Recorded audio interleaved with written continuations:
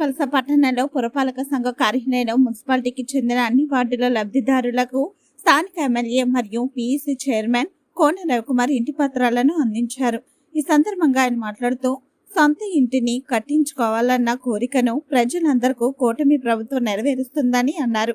ఆంధ్రవలస మున్సిపాలిటీకి చెందిన 296 మంది లబ్ధిదారులకు కేంద్ర రాష్ట్ర ప్రభుత్వం 2,50,000 రూపాయల ఆర్థిక సాయం అందిస్తుందని తెలియజేశారు. ఇల్లు లేని ప్రతి ఒక్క పేదవానికి ఇల్లు కట్టించి 2026 మార్చికి సొంత ఇంటిని అందజేయాలని సీఎం చంద్రబాబు నాయుడు ఆకాంక్ష అని అన్నారు. ఈ కార్యక్రమంలో పాల్గొన్న వారు పట్టణ అధ్యక్షులు సంపత్రావు, మురళీరావు, మాజీ చైర్మన్ తమ్మినేని గీత, మోదలవలస రమేష్, తమ్మినేని చంద్రశేఖర్, బోయిన సునీత, బోర గోవిందరావు, మున్సిపాలిటీకి చెందిన వివిధ వార్డ్ కౌన్సిలర్లు మరియు అధికారులు, కార్యకర్తలు పెద్ద ఎత్తున పాల్గొన్నారు. 60% మందికి 3 పూట్ల తిండి తినే పరిస్థితి లేదు. మరికొంతమందికి 20% మంది కనీసం 1 పూట కూడా తిండి దొరికే పరిస్థితి లేదు.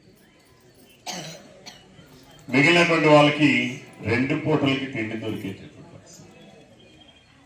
అందుకనే ఆ రోజు ఎన్టీ రామారావు గారు భారతదేశంలోనే ఎవరు చేయనటువంటి విధంగా మొట్టమొదటిగా ఆయన ప్రవేశపెట్టినటువంటి పథకం ఏంటమ్మా?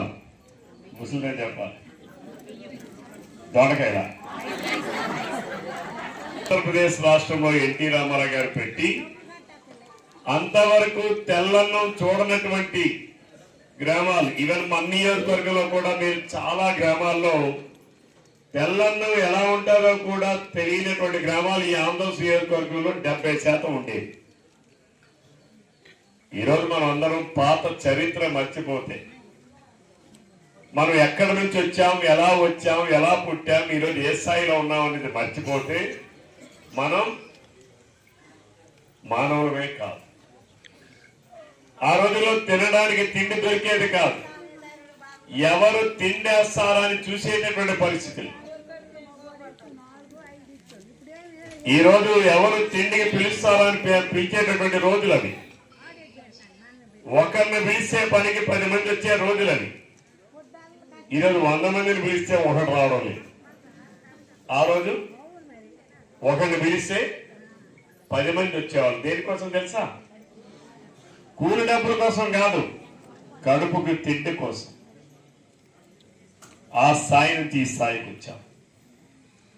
ఎన్టీ రామారావు గారు పార్టీ పెట్టక ముందు మన ఆంధ్రదేశంలో కానీ భారతదేశంలో కానీ పక్కా గృహ నిర్మాణం అంటే ఏమి ఉండేది కాదు. ఎప్పుడో అప్పుడు ఇందిరాగాంధీ గారు కొన్ని గ్రామాల్లో కొన్ని స్థలాలు ఇచ్చారు. రేకులు అంటే తాటి కమ్మలు, పురి కూడా కాదు, తాటి కమ్మలతోనే. బోర గోవిందరావు గారు, విశ్వనాథం గారు, అలానే కోఆపరేటివ్ అధ్యక్షురాలు శ్రీమతి మాధవ్ గారు, తమ్మినేని చంద్రశేఖర్ గారు, కోన అప్పలనాయుడు గారు, బోయిన సునీత గారు, అలాగే మాజీ కౌన్సిలర్స్, వేదిక మీద ఉన్నటువంటి ఇతర పెద్దలకు, అధికారులకు అందరికీ కూడా పేరు పేరున నా హృదయపూర్వక నమస్కారాలు తెలియజేస్తున్నాను.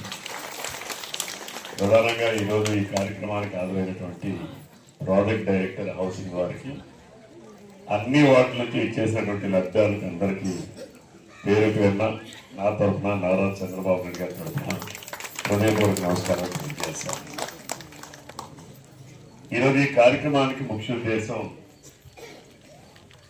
తెలుగుదేశం ఆవిర్భావం. అంటే ఎన్టీ రామారావు గారు పార్టీ పెట్టినప్పుడు చాలా మంది పుట్టలేదు, ఇక్కడ పుట్టిన వాళ్ళు కొందరు ఉన్నారు. ఆ రోజు ఆయన నినాదం తినడానికి తిండి, ఉండడానికి ఇల్లు, కట్టుకోవడానికి గుడ్డ. ఏంటమ్మా? తినడానికి ఏంటి? తిండి. ఉండడానికి ఇల్లు, కట్టుకోవడానికి. ఈరోజు అందరికీ కూడా గుడ్డ కొనుక్కునే స్తోమత కలిగిందా లేదా? ఏమ్మా, కలిగిందా లేదా? ఆ రోజు అన్న తారక రామారావు గారు ముఖ్యమంత్రి 82 అయ్యేటప్పుడు చీరా దావతి అని చెప్పి ప్రతి గ్రామంలో రేషన్ డిపో ద్వారా ఆ రోజుల్లో పేదలందరికీ కూడా ఆ రోజు కార్యక్రమాన్ని అందించారు. అంటే ఇప్పుడున్న పిల్లలకి తెలియకపోవచ్చు, 40 సంవత్సరాల క్రితం పుట్టిన వాళ్ళకి తెలుస్తుంది, 40 సంవత్సరాల తర్వాత పుట్టిన వాళ్ళకి 40 సంవత్సరాల వయసు ఉన్న వాళ్ళకి తెలియదు. ఆ రోజులో తినడానికి తిండి లేదు. ఈరోజు మన అందరం కూడా కాస్త తిండి ఎక్కువైందా తక్కువైందా? ఏమ్మా, ఎక్కువ అవడం వల్ల ఏమవుతుంది? మనకి జబ్బులు ఎక్కువైపోతా ఉన్నాయి. షుగర్ వస్తూ ఉంది, బీపీలు వస్తూ ఉన్నాయి, కొలెస్ట్రాల్స్ ఎక్కువ అవుతున్నాయి. ఎన్టీ రామారావు గారు పార్టీ పెట్టక ముందు మన ఉమ్మడి రాష్ట్రం అంటే ఇప్పుడున్న తెలంగాణ రాష్ట్రం, మన రాష్ట్రం రెండు కలిపితే 6 కోట్ల మంది జనాభా ఉండేవాళ్ళు.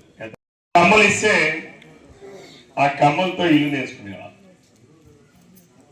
తాడ్చీట్లు కూడా ఎక్కువ ఉండేవి. ఇప్పుడు తాడ్చీట్లు ఉన్నాయా? అక్కడక్కడ కనబడతా ఉన్నాయి, ఎక్కువగా లేవు. ఏమో అవునా కదా?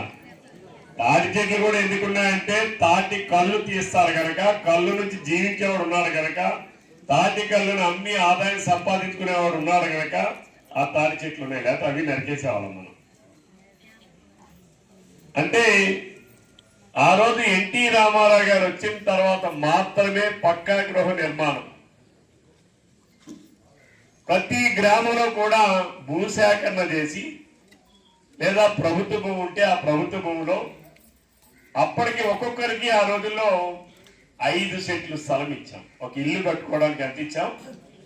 5 సెంట్లు ఇల్లు ఇచ్చి 2 టిన్నులు కట్టేవాళ్ళు. తర్వాత ఇప్పుడు ఆ టిన్నులనే చాలా గ్రామాల్లో 2 కొడుకులు 2 ఇల్లు కింద కట్టుకుంటున్నారు. ఆ తర్వాత కాలంలో 5 సెంట్లు పోయి 3 సెంట్లు వచ్చింది. ఎందుకు? జనాభా పెరుగుతా ఉన్నాం, భూమి తక్కువ అవుతుంది, భూమి పెరగదు. భూమి సాగదు కదా. ఏమో సాగుతుందా? భూమి సాగదు, కానీ జనాభా పెరిగింది. ఆ రోజు జనాభా పెరుగుతా వచ్చాం, భూమి పెరగదు. 5 సెంట్లు పోయి 3 సెంట్లకు వచ్చాం.